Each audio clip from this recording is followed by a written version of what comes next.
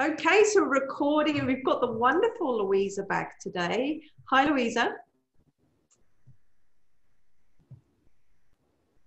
Hi, Amanda. How are you?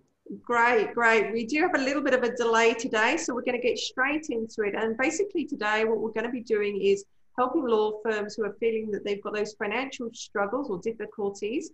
And basically, Louisa is, she's very experienced as a trustee in bankruptcy, and she's also a registered liquidator. And she's going to share with us today some of the top tips that law firms can do with regards to restructuring should they be finding that they are struggling with their finances. So over to you, Louisa.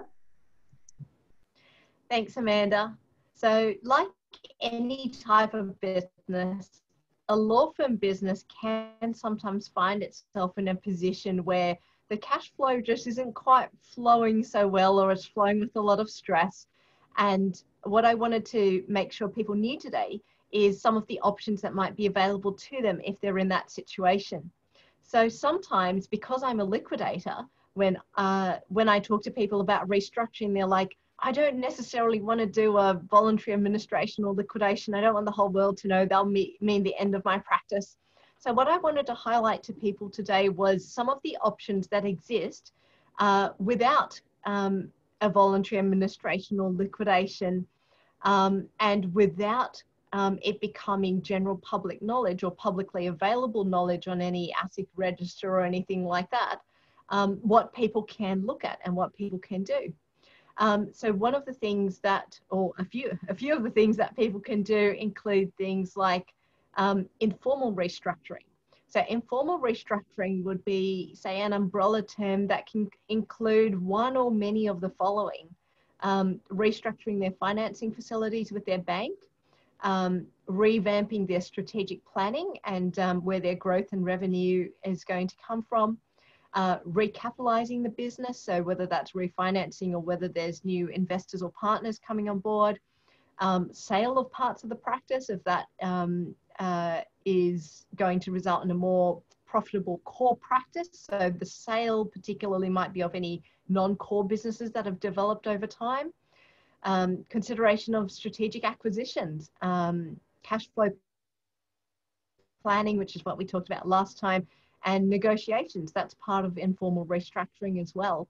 Negotiating with the landlord, which most people will have thought of and quite possibly done by this stage. Also looking at locations, and if they are multi-office or even in one office, do they need all the locations? Do they need all the floors they have in all the locations? Can they sublet? Do they want to release space? These sorts of things. Any management or personnel changes can be part of an informal restructure as well. Market positioning and repositioning, operational improvements, so looking at expenses, which ones can we reduce, which ones do we want to try and eliminate, looking at how the costs are made up, so fixed cost versus variable costs, can any of those be changed? And look, if you don't feel comfortable around the numbers, that's okay, because you guys are brilliant around the law. We're accountants for a reason, because that is our bread and butter. So we can go in and do all the numbers stuff for you and then say, look, this is what it means. And these are the options that are available so that you can make the business decisions. You don't have to be in the detail of the numbers. You can also have a look at what areas you're practicing in, and if you want to add some, drop some, which ones are profitable, which ones are not. So not just looking at it as one big profit pool or loss pool, sometimes it is, but being able to split it down into different services you provide, and see if any of them might need a revamp or restructure. Marketing, digitization, omni-channel, all these sorts of things. So there's such a buffet of things that are available that sometimes people go, oh, it's so obvious, but now that you mention it, now I can think of it in context for my business. Now, if it gets to something that's that is more like, I suppose bigger actions might be needed, like releasing entire premises where the landlord doesn't want to let them go. These things then might need that formal restructure, maybe that voluntary administration or something like that. But there's lots of things you can do without it being public knowledge. I hope that helps as a starting point. I think that that is just gold, because you know, if somebody is in that position where they're just, you know, literally pulling their hair out, or, you know, sticking their head in the sand because they're just so worried about what everyone's going to say about them, because you're obviously, your reputation is everything as a lawyer, and you just don't want everyone to know what's really going on, and so that hopefully you can come out the other side and still have your reputation. Actually, what you're saying there helps people, because then they can lift their head out of the sand and go, oh, okay, well, maybe there's another way, and other people don't have to know about what's going on. So that's brilliant. Exactly. And as you're going through that process, there's now even this thing called safe harbor, which means as you're trying all these things, and if they don't work out, and if that company practice ends up in liquidation down the road, that you can set up in advance for yourself defenses against any insolvent trading claim that any liquidator might later think they want to bring against you. So it gives directors an added incentive to try and fix things in their company rather than just throw it all in because they don't want to be done for insolvent trading. Right. Wow. Okay. So it's better to take action, is what I'm hearing, than not.